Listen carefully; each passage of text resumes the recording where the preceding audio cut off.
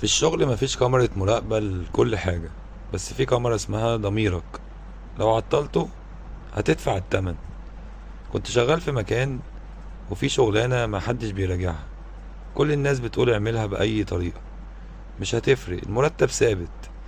بس أنا كنت دايما أقول طب ولو حصل غلط، ولو حد اتأذى من الإهمال ده. في يوم زميلي عمل شغل أي كلام وطلع منه غلطة كبيرة جدا، خلت العميل يمشي ويسيب المكان. المدير وقتها قال من النهاردة اللي يشتغل من غير ضمير ملوش مكان هنا. الضمير في الشغل بيخليك تحط نفسك مكان اللي قدامك، تعمل الشغل كأنك بتعمله لنفسك حتى لو محدش شايفك. اشتغل بضمير، مش علشان المرتب، علشان تبقى انسان مرتاح وتنام وانت مرفوع الراس. في الشغل مفيش كاميرا مراقبة لكل حاجة، بس في كاميرا اسمها ضميرك. لو عطلته هتدفع التمن.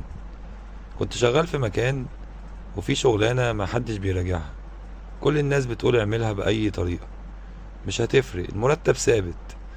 بس أنا كنت دايما أقول طب ولو حصل غلط، ولو حد اتأذى من الإهمال ده. في يوم زميلي عمل شغل أي كلام وطلع منه غلطة كبيرة جدا، خلت العميل يمشي ويسيب المكان. المدير وقتها قال من النهاردة اللي يشتغل من غير ضمير ملوش مكان هنا. الضمير في الشغل بيخليك تحط نفسك مكان اللي قدامك، تعمل الشغل كأنك بتعمله لنفسك حتى لو محدش شايفك. اشتغل بضمير، مش علشان المرتب، علشان تبقى انسان مرتاح وتنام وانت مرفوع الراس. في الشغل مفيش كاميرا مراقبة لكل حاجة، بس في كاميرا اسمها ضميرك. لو عطلته هتدفع التمن. كنت شغال في مكان وفي شغلانة محدش بيراجعها، كل الناس بتقول اعملها بأي طريقة، مش هتفرق، المرتب ثابت.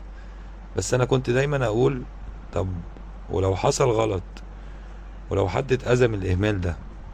في يوم زميلي عمل شغل أي كلام وطلع منه غلطة كبيرة جدا، خلت العميل يمشي ويسيب المكان. المدير وقتها قال من النهاردة اللي يشتغل من غير ضمير ملوش مكان هنا.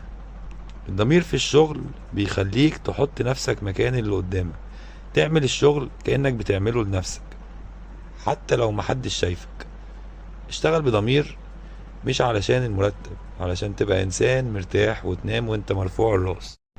في الشغل مفيش كاميرا مراقبة لكل حاجة، بس في كاميرا اسمها ضميرك. لو عطلته هتدفع التمن. كنت شغال في مكان وفي شغلانة محدش بيراجعها، كل الناس